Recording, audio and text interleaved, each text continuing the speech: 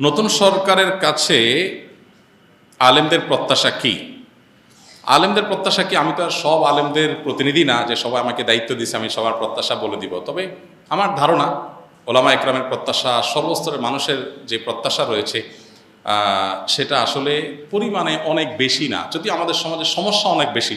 মোটা দাগে মানুষ, এদেশে মানুষের আবেগ অনেক বেশি, যার কারণে মানুষ অনেক বেশি চায় না। অল্প কিছুতেই বাঙালি অনেক খুশি হয়ে যায়। আর কিচ্ছু না করে যদি শুধুমাত্র এদেশে দুর্নীতিটা দূর করে ফেলতে পারে কেউ, তাহলে আমার মনে হয় এদেশে মানুষের আর অন্য কোনো বিষয়ে দুঃখ খুব একটা থাকবে না।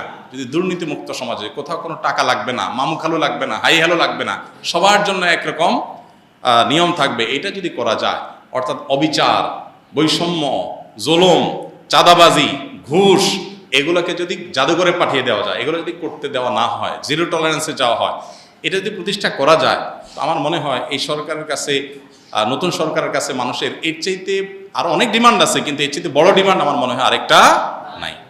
দেখুন, আমি প্রায় সময় বলি 50 বছরের বেশি সময় হয়ে গেছে আমরা দেশটাকে স্বাধীন করেছি, আমাদের বাবারা চাচারা স্বাধীন করেছেন। তো 50 বছরের বেশি হওয়ার পরও এই দেশে এতগুলো সরকার আসছে গেছে, কোনো সরকার এদেশের মানুষের খাবার, মুখের খাবার এবং পানীয়টাকে নিরাপদ করতে পারে নাই। পৃথিবীর বিভিন্ন দেশে আপনারা যাবেন, যারা বিভিন্ন দেশে গেছেন, আপনি পানি পান করবেন, পানি পানের যে ব্যবস্থাপনা একটা রাষ্ট্রে সব জায়গায় আছে, 100% সেফ, নিশ্চিন্তে আপনি পানি পান করতে পারবেন। আমরা যখন বাইরে যাই, আমাদের দেশে দোকানে গেলে, মুদি দোকানে গেলে একটা কেকের প্যাকেট, একটা বনের প্যাকেট বা একটা আপনার ফাস্টফুড আইটেম, এটা মুখে দিতে আমরা 10 বার চিন্তা করি। আর রাস্তার পাশে যে সমস্ত চটপটি বানায়, এটা বানায়, এগুলো খাইতে আমাদের 10 বার চিন্তা হয় যে না জানে কি দিয়ে রাখছে, না জানে কিভাবে তৈরি করছে, তাই না? নিরাপদ খাদ্য, নিরাপদ পানি, এটুকু মানে শুধু একটু পানি পান করবে মানুষ, এইটুকু নিরাপদ 50 বছরে কোনো সরকার করতে পারে নাই। কিন্তু আপনি বাহিরে যাবেন, অবাক হয়ে যাবেন, থাইল্যান্ডের রাস্তা রাস্তা যে আপনার স্ট্রিট ফুড আছে, 100% টেনশন মুক্তভাবে আপনি খেতে পারবেন, কোনো টেনশন নাই যে এগুলো অন্তত হেলদি। হালাল হারাম এর ব্যাপার আছে, সেটা ভিন্ন বিষয়, কিন্তু একেবারে টেনশন মুক্ত হেলদি, অর্থাৎ এটা তারা নিশ্চিত করছে কেউ কোনোভাবে এগুলোতে কোনো অন্যায় করতে পারে না। আর আমাদের এখানে পুলিশে কিছু টাকা দিয়ে দিতে পারলে সব হালাল, আর পুলিশে টাকা না দিলে হালাল জিনিসও কি হারাম হয়ে যায়, দৌড়ের উপরে থাকা লাগে। তো এই পরিস্থিতির অবসান হওয়া দরকার। 50 বছরের বেশি হয়ে গেলেও আমাদের পরে যারা স্বাধীন হয়েছে সে সমস্ত দেশে আমাদেরকে চাকর হিসাবে নেওয়ার জন্য আমাদের মন্ত্রীরা গিয়া ধর্ণা দিয়ে বসে থাকা লাগে যে আমাদের দেশে কিছু চাকর হিসাবে নেন, অন্তত ভিসা দেন। এটা আমাদের জন্য লজ্জা। এই ব্যর্থতা এদেশের সাধারণ মানুষের না, এই ব্যর্থতা এদেশের রাজনীতিবিদদের, এই ব্যর্থতা এদেশের যারাই যখন সরকারে আসছে তাদের, যত সরকার আসছে, আমি নির্দিষ্ট কারণ করে বলতেছি না, এই ব্যর্থতা তাদের সবার। আমাদের অনেক সীমাবদ্ধতা আছে, খনিজ সম্পদ নাই, অনেক কিছু নেই, আমরা জানি, কিন্তু এদেশে মানুষের মধ্যে প্রচণ্ড কর্মস্পৃহা আছে। আমি 10 বছর প্রবাসে ছিলাম, আমি জানি, আমি কাছে থেকে দেখেছি, অন্য অনেক দেশে মানুষের চাইতে বাংলাদেশি প্রবাসীরা কাজের প্রতি অনেক বেশি আন্তরিক। এবং মিডিল ইস্টে আপনি সৌদি আরবে, দুবাইতে দেখবেন যে কফিলরা, মালিকরা বাঙালি লক্ষ্য বেশি খোঁজে, কারণ বাঙালি কাজের ব্যাপারে খুব সিরিয়াস, তারা খুব পরিশ্রমী হয় অন্য দেশের তুলনায়। তো এদেশে মানুষকে সঠিকভাবে গাইড করে এদেশে আরও অনেক উন্নতি করা যেত।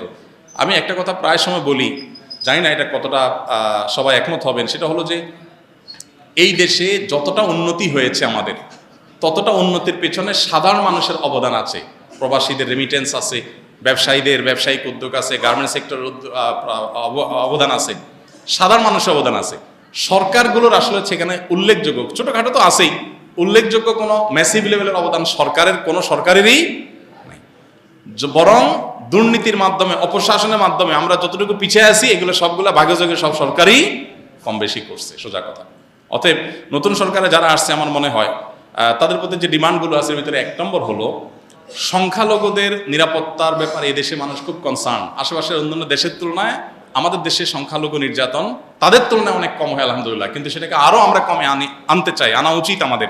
সে ব্যাপারে সচেষ্ট থাকার পাশাপাশি এদেশের সংখ্যালঘিষ্ঠ মানুষ বা যেই ধর্মের মানুষ সবচেয়ে বেশি মুসলমান, তাদের চিন্তা চেতনা, তাদের বিশ্বাস, ধ্যান ধারণা যেন সরকারের সিদ্ধান্ত, তাদের কথায় কাজে যেন প্রতিফলিত হয়। এদেশে মানুষ কথায় কথায় বিসমিল্লাহ বলে, কথায় কথায় আল্লাহর নাম বলে। এখন এদেশের শাসন যারা করবেন তাদের মুখে যদি সেগুলো না আসে, তাহলে সেটা কখনো জনগণের আশা আকাঙ্ক্ষার প্রতিফলন হতে পারে না। অতএব প্রথমত তাদের কাছে আমাদের চাওয়া হলো, আলেম সমাজ বা আমার একজন আলেম হিসাবে আমার চাওয়া হলো যে সংখ্যালঘুদের নিরাপত্তার ব্যাপারে আলহামদুলিল্লাহ এদেশে মানুষ খুবই দায়িত্বশীল, সহাবস্থানে বিশ্বাসী। এদেশে দাঙ্গা বলতে যেটা বোঝায় ধর্মীয় দাঙ্গা, আশেপাশে সব দেশে হলেও এদেশে আলহামদুলিল্লাহ কখনো উল্লেখযোগ্য সেরকম কোনো দাঙ্গা হয়নি। ছোটোখাটো যে ঘটনাগুলো ঘটছে সেগুলো কমাতে হবে, সচেষ্ট থাকতে হবে। তার পাশাপাশি সংখ্যাগরিষ্ঠ মানুষ যে মুসলমানরা আছে তাদের চিন্তা চেতনা, তাদের আদর্শ বিশ্বাস, এটার প্রতিফলন যেন সরকারের সকল কাজে কর্মে পদক্ষেপে হয়, এ ব্যাপারে তাদেরকে সতর্ক থাকতে হবে। দ্বিতীয়ত যে প্রত্যাশা তাদের কাছে সেটা হলো জুলুম, চাঁদাবাজি, পেশি শক্তির যে অপব্যবহার, এটার কারণে যে আমরা অতিষ্ঠ, সে বিষয়টাকে তারা যেন দূর করতে পারে। ধরুন আমাদের সমাজে এই যে জুলুম, চাঁদাবাজি, এগুলোর কারণে কি হয় আপনারা সবাই জানেন। একটা সবজি উৎপাদন করে যে গ্রামের কৃষক, ওই বেচারা সেটার যে দাম পায়, শহরে আসার পর সেটা যে বিক্রি হয়, এখানে গ্যাপ বা ব্যবধানটা আকাশ আর পাতাল। কৃষক হয়তো কেজি 2 টাকা 3 টাকা 5 টাকা পাচ্ছে, আর ঢাকা এসে সেটা বিক্রি হচ্ছে 40 টাকা 50 টাকা 60 টাকা। এত বড় গ্যাপ কেন হচ্ছে আমরা সবাই জানি কেন হচ্ছে। চাঁদাবাজির কারণে হচ্ছে। রাস্তা রাস্তা ট্রাক থামায়া থামায়া চাঁদাবাজি, সব পর্যায়ে আড়তে চাঁদাবাজি। এই চাঁদাবাজি করা মানুষদের সংখ্যা তো অনেক বেশি না। যদি কোনো সরকার সিরিয়াস হয় যে না আমরা এগুলো বন্ধ করব, তাহলে কৃষকও বেশি দাম পাবে, আবার ভোক্তাও অনেক বেশি দামে কিনতে হবে না, একটা ভারসাম্য ভাব আসবে। অতএব এই যে কোনো মূল্যে জুলুম, চাঁদাবাজি এবং পেশি শক্তির অপব্যবহার এটা বন্ধ করতে হবে। এটা হলো একটা বড় প্রত্যাশা। দেখুন ঢাকা শহরে আপনি মহাখালী যদি যান, কখনো কখনো কারণ বাজার ফ্লাইওভারের এখানে দেখি, আপনারা খেয়াল করেছেন নিশ্চয়ই, বিশেষ করে মহাখালীতে এটা আমার চোখে বেশি পড়েছে, আরও অন্যান্য জায়গাতেও আছে। আমি তো সব দিকে আমার মুভমেন্ট থাকে না, তো এই সাইডে আমার মুভমেন্ট বেশি হয়। আমি দেখেছি যে মহাখালী যে বাস টার্মিনালটা আছে, ওটার আশেপাশে রাস্তার ধারে দেখবেন আপনারা বড় বড় বাসগুলো পার্কিং করে রাস্তার উপরে রেখে দেয়। সন্ধ্যা সারাদিন ট্রিপ মেরে এসে সন্ধ্যার পরে পার্কিং করে, সকাল পর্যন্ত পার্কিং থাকে। এখন আপনি রাত 8টা 9টা বাজে যদি ওই রোডে যান, দেখবেন বিশাল জ্যাম। কেন জ্যাম হয়েছে? কারণ রোডের অর্ধেক 3 লাইন পার্কিং, 3 লাইন কি করছে, বাস পার্কিং করে ধুয়ে দিছে, সকাল পর্যন্ত এটা পার্কিংয়ে থাকবে। তো জনগণের ট্যাক্সের টাকা রাস্তা হয়েছে, যেই বাস কোম্পানি ব্যবসা করতেছে, এটা কি তার পার্কিংয়ের জন্য আমরা টাকা দিয়ে রাস্তা তৈরি করেছি? কোটি কোটি টাকা দিয়ে তুমি বাস কিনতে পেরেছো, তোমার বাস রাখার জন্য পার্কিংয়ের জায়গার ব্যবস্থা কেন করতে পারো নাই? পারে নাই এই জন্য যে এখানে সে গায়ে রাখার বিনিময়ে এখানে যারা দেখবে, দেখভাল করবে, সে পুলিশদেরকে চাঁদা দিয়ে ম্যানেজ করে ফেলছে। কত টিভিতে এটা নিয়ে নিউজ হয়েছে, কিন্তু এটার কোনো অবসান হয় নাই। সিএনজি আলাদেরকে দেখবেন যে মান্থি কে না জানে, এগুলো ওপেন সিক্রেট। মান্থি জানেন না আপনারা? যে মাসে মাসে চাঁদা দেয় পুলিশ অফিসারকে, তার কার্ড থাকে, যে কোনো জায়গায় দেখলে ছেড়ে দেয়। মানে জুলুম, চাঁদাবাজি এগুলো এত খুল্লুম খোলা হয়ে গেছে যে এটা সমাজের রন্ধ্ররন্ধ্র হয়ে গেছে। অতএব আমার মনে হয় অন্যান্য মানুষের মতো আলেমদের প্রত্যাশা হলো যে জুলুম, চাঁদাবাজি এবং পেশি শক্তির ব্যবহার বন্ধ করা। 3 নম্বর চাহিদা হলো, প্রত্যাশা হলো দুর্নীতির ব্যাপারে জিরো টলারেন্সে যাওয়া। কোনো অফিসে, আদালতে, কোথাও যে মানুষের যাতে পেরেশানি পোহাতে না হয়, যে মামু খালু ছাড়া কিছু হবে না, হাই হ্যালো ছাড়া কিছু হবে না, এরকম যেন না হয়। সবার জন্য যাতে সমান সুবিধা থাকে।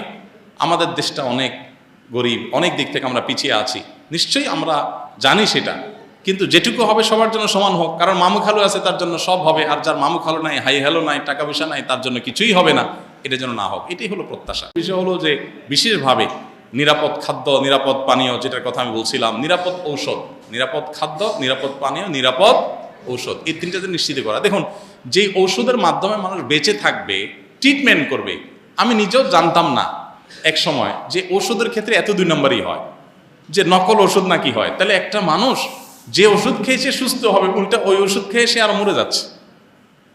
বাংলাদেশের বহু গ্রামে, আমি আমার গ্রামের কথা বলি, আমার গ্রামে, লক্ষ্মীপুরের আমার গ্রামে শুধু আমাদের বাড়িতে 8 জন মানুষ ক্যান্সারে মারা গেছে।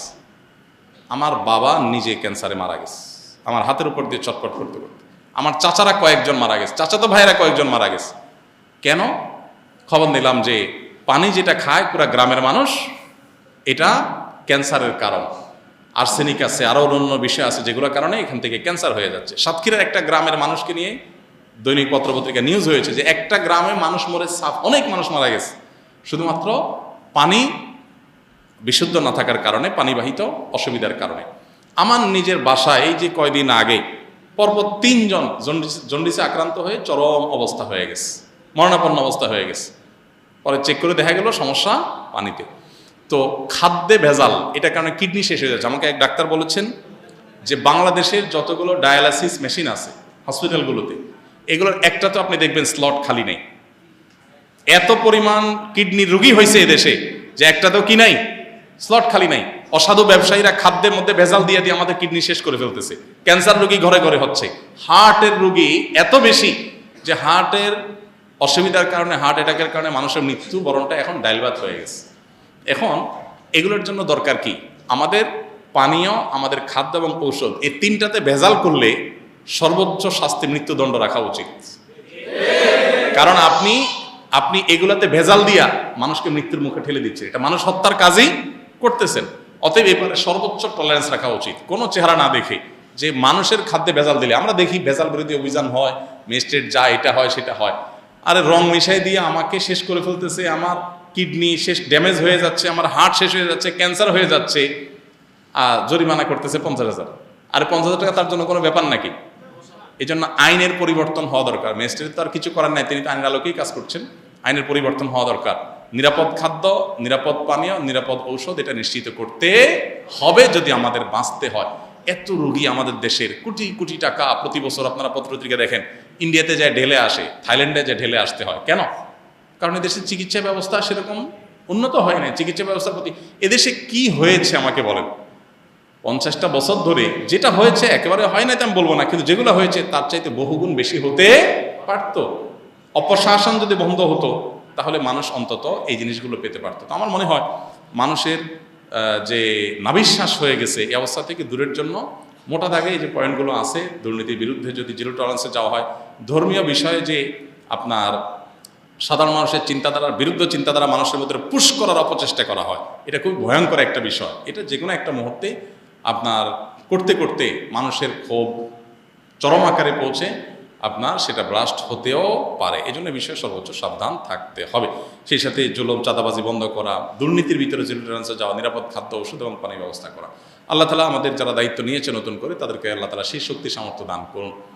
তারা যদি ফেল হয়ে যান তাহলে এদেশে মানুষের যাওয়ার আর কোনো জায়গা হয়তো থাকবে না। আবার ঘুরে ফিরে আগের যে গড্ডালিকা আছে ওইটাতে মানুষের ঢুকতে হবে।